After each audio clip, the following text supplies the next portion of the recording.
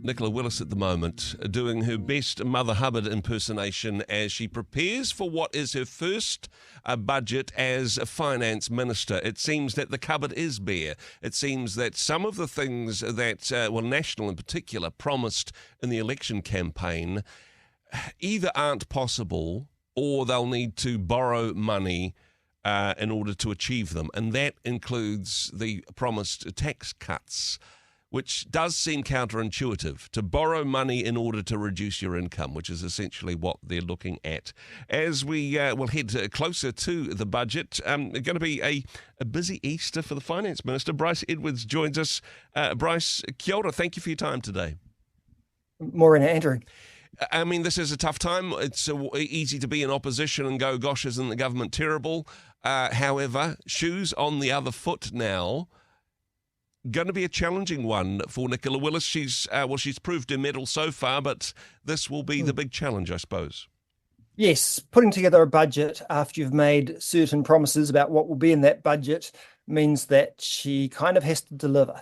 And so, the economy is always the big issue in politics. It's the issue that determines, our well-being, our ability to afford everything, Yep. To pay for housing, to feed ourselves, for the government to be able to, run schools, hospitals, roads, etc. So, this is a classic economic issue, classic political issue. Yep. And this government has come to power really focusing on the cost of living and promising tax cuts. And I think there's a lot of good reasons to have tax cuts. There often are. And from the Nationals' point of view, it's good to, put more money into people's pockets, especially when times are tough. Sometimes can create better economic momentum. It can, really give a boost to productivity and get the economy going. But the problem is, if your economy, or at least the government's books, are in deficit, it means you effectively have to start borrowing money, as you said in the introduction, in order to give tax cuts. And that has a lot of problems. One, it increases your debt. But more importantly, at the moment, it tends to fuel inflation. Yep. So if you're adding a lot more money into the economy, and we've already got an inflation problem, it's going to make the economy worse. And so what we're seeing at the moment is an increasing, almost consensus really from across the left-right spectrum, that now isn't the time to give tax cuts. Yep. And this is just from National's opponents. It's from inside the beehive. It's people like Winston Peters. He's talking about a $5 billion budget deficit or a hole. Yep. We're seeing it from the likes of Matthew Hooton on the right, the New Zealand Initiative on the right. Lots of people saying, hey, maybe we should delay these cuts. But the problem is the new finance minister has promised to resign if she doesn't deliver these tax cuts in her first budget. So maybe it's such a tough budget she'll want to resign and pass that chalice to somebody else, as it were. Very appropriate as we head to Easter, I suppose. Hey, with this, there's already been a pre-budget announcement of, not tax cuts, but to childcare rebates. Again, this is an expensive policy, free cash, particularly for people with children.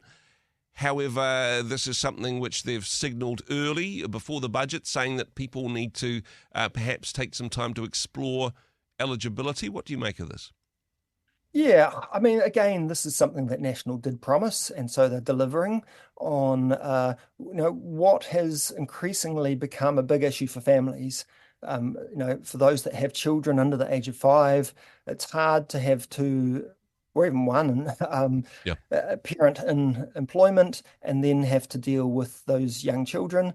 So, there's been a trend to have early childhood education and for the state to fund more of it. The state doesn't provide these childcare facilities like they do with primary schools, secondary schools, or universities. It's mostly the private sector, but we're seeing lots of forms of subsidies. Labor introduced their 20 hours free, which had a few fishhooks. Now National's introducing some credits, funding credits that parents get if they use early childhood. And so it's a bit complicated. And the critics are saying it's too complicated and that some parents won't well, they'll have a lot of trouble with the red tape and getting their money back.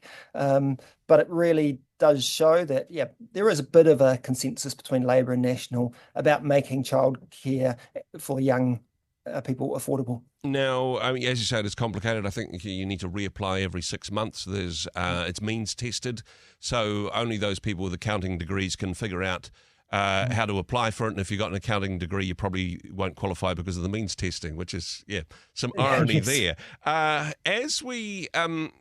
As I mentioned beforehand, easy, I suppose, to point fingers when you're in opposition. And Labour, of course, have found themselves on the opposite side of the House in that regard. Interesting article that I read that you published recently with a provocative headline, Can We Trust Labour on Tax? It seems that the Labour government, who had an absolute majority for 3 years and, of course, in power before that, talked about making significant changes to the tax system, but honestly, that never happened. Back in opposition, already talking a big game. Yes, so I think my title of the column was, Is Chris Hipkins to be trusted on tax? Yeah. And so, and I'm coming at this from a perspective perhaps of people that want some sort of change to the tax system, maybe some major reform like bringing in a capital gains tax or a wealth tax.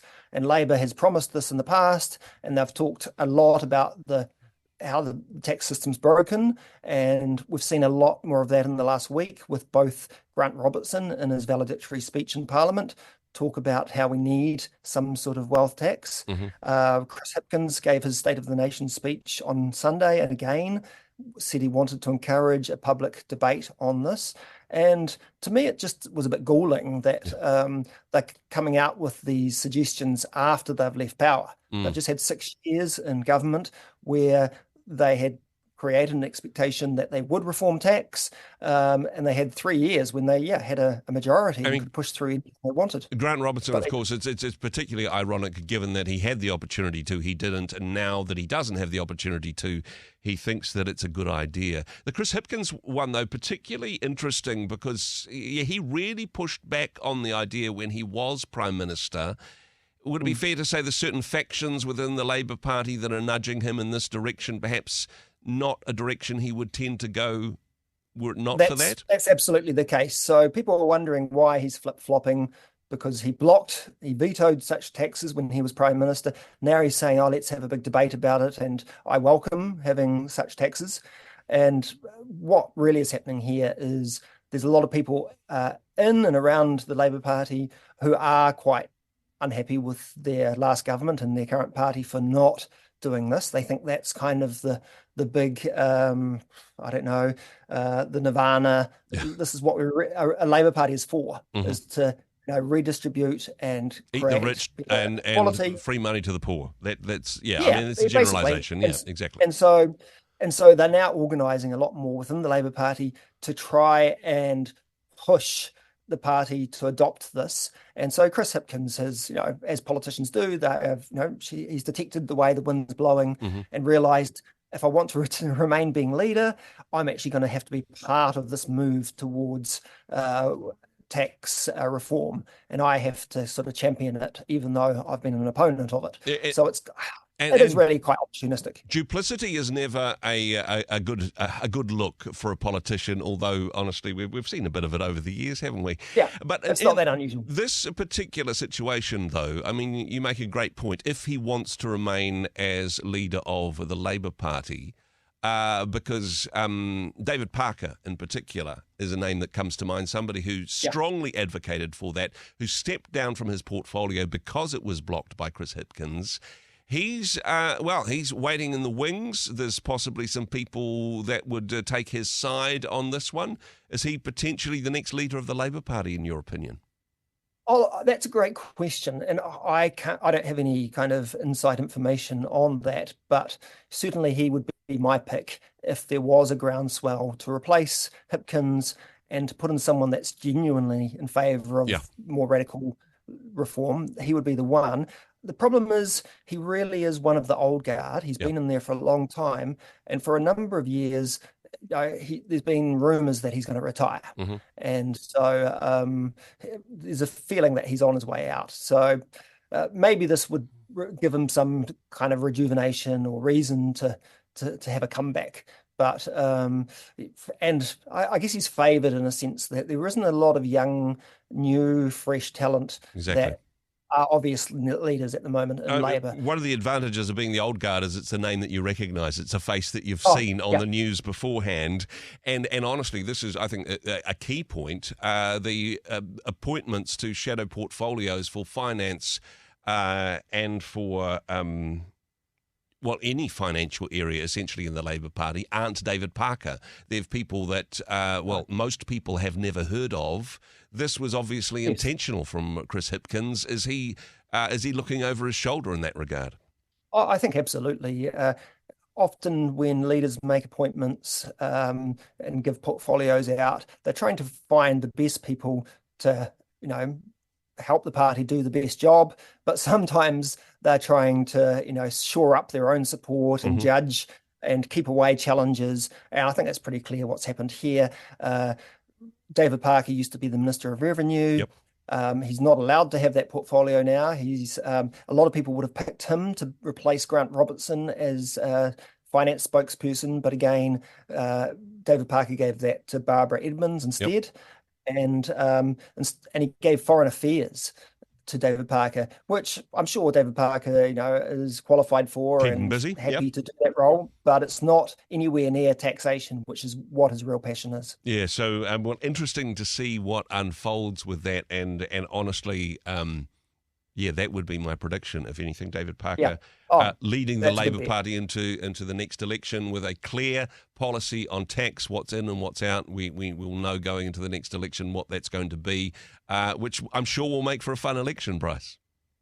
Well, yes, and I mean, regardless of who you think might be the best leader of the opposition, it's always good to have some authenticity there. Yeah. And to have someone like David Parker, who I think you could actually trust that he really does mean what he says when he wants tax reform. Yeah. And always quite a fresh and good thing in politics. Bryce, thank you so much for your comments. As always, thanks for being on the program today.